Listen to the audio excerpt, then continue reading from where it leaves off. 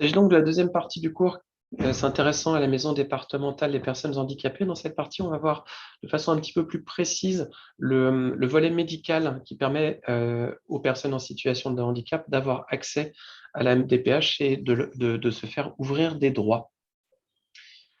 Donc, le dossier médical, c'est celui-là, un dossier médical de la MDPH.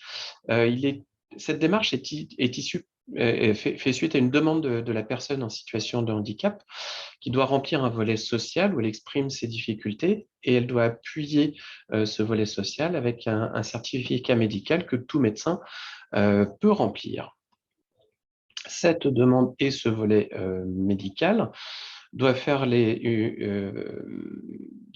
l'objet d'une évaluation des déficiences par la maison départementale du handicap. Ça peut être une ergothérapeute, par exemple, qui vient à domicile. Donc, il y a toute une équipe pluridisciplinaire qui, suite à cette demande, évalue concrètement les difficultés de la personne en situation de handicap. Une fois que cette évaluation est faite, elle est transmise à la CDAPH, donc la Commission des droits à l'autonomie, qui va pouvoir proposer une aide financière, un complément humain, des travaux, une reconnaissance qualité travailleur handicapé, etc., etc. Donc, tous les droits de la personne handicapée.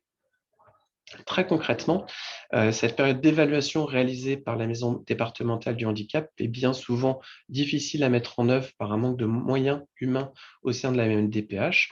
Et donc, le dossier médical qu'on va être amené à remplir en tant que médecin peut être directement évalué par la commission départementale de handicap qui ne s'appuiera que sur ce descriptif médical et le dossier social rempli par la personne qui en fait la demande pour évaluer les différentes aides qu'elle allouera à la personne.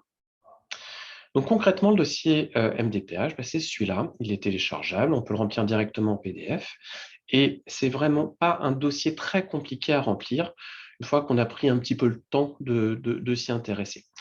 Il y a des parties qui sont absolument fondamentales. Une première partie, c'est si c'est un renouvellement de droit, si la personne est paraplégique depuis des années, qu'elle est toujours paraplégique, le dossier MDPH a une durée, les droits délivrés par la MDPH ont une durée limitée dans le temps.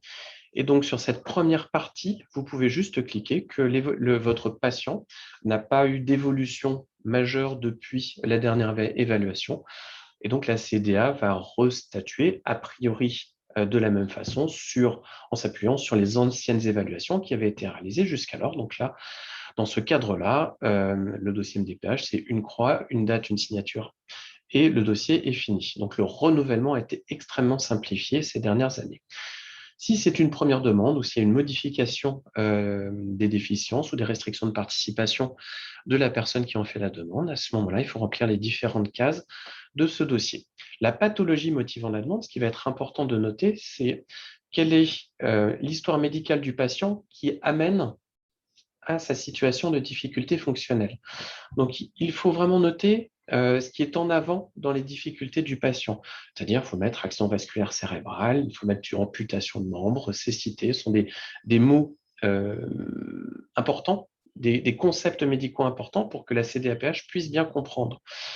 Les antécédents beaucoup plus anecdotiques, comme l'ulcère, l'opération de l'appendicite, qui n'ont pas de conséquences fonctionnelles, à ce moment-là, il n'est pas indispensable de les indiquer au niveau de cette partie médicale qui renseigne les principaux antécédents de la personne.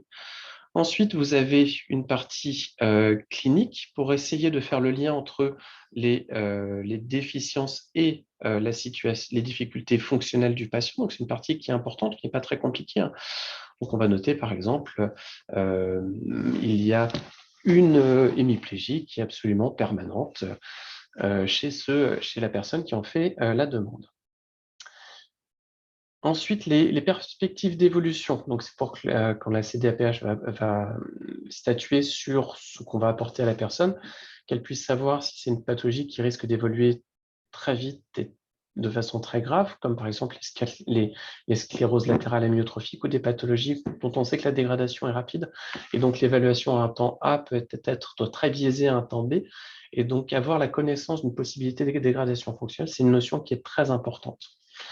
Ensuite, il y a une partie qui est spécifique pour les handicaps sensoriels, essentiellement l'audition et la vision.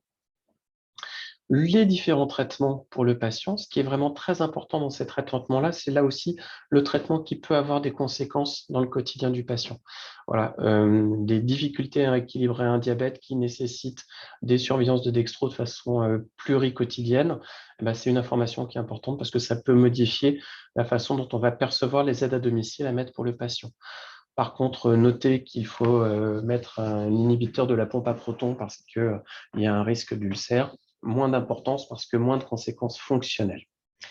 Ensuite, les prises en charge rééducatives, c'est à titre très indicatif.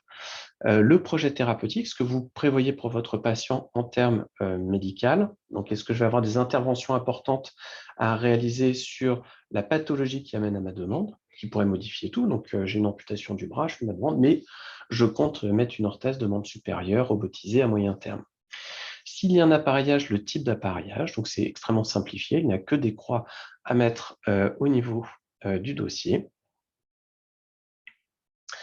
Et ensuite, la partie la plus importante, parce que c'est vraiment celle-là qui va permettre à la CDAPH de statuer sur le taux d'incapacité MDPH. Et ce taux d'incapacité, à partir de 80%, il ouvre les portes en particulier à l'accès à une compensation financière, donc à l'allocation adulte handicapé, à la PCH, la prestation compensatrice du handicap. Et donc, il y a vraiment un très grand nombre de droits qui sont ouverts à partir du moment où on dépasse ce plafond de 80%. Et donc, il est essentiellement analysé au travers de ce que le médecin va renseigner dans cette partie du dossier. Vous voyez, c'est extrêmement simple là aussi, ça va de A à D. Et donc, pour chaque item, vous devez renseigner si votre patient est complètement autonome pour cet item ou ne peut absolument pas le réaliser. Donc, c'est vraiment en fonction du nombre de A, B, C, D remplis pour chaque patient que la CDAPH va déterminer si on ouvre à plus de 80% globalement ou si on reste à moins de 80%. Donc, il faut bien renseigner. Voilà. Et donc, à chaque fois, noter si c'est quelque chose qui n'est pas fait complètement en autonomie, c'est même la stimulation n'est pas une autonomie complète. Il faut tous les matins dire à une personne cérébrolésée, il faut que tu ailles t'habiller.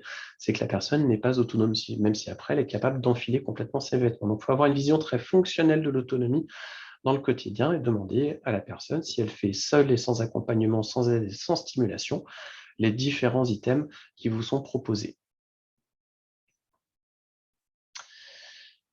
Ensuite, là, vous avez toujours dans l'évaluation fonctionnelle les activités instrumentales de vie quotidienne, donc des activités plus complexes où on va plutôt vers la restriction de participation à la vie sociale.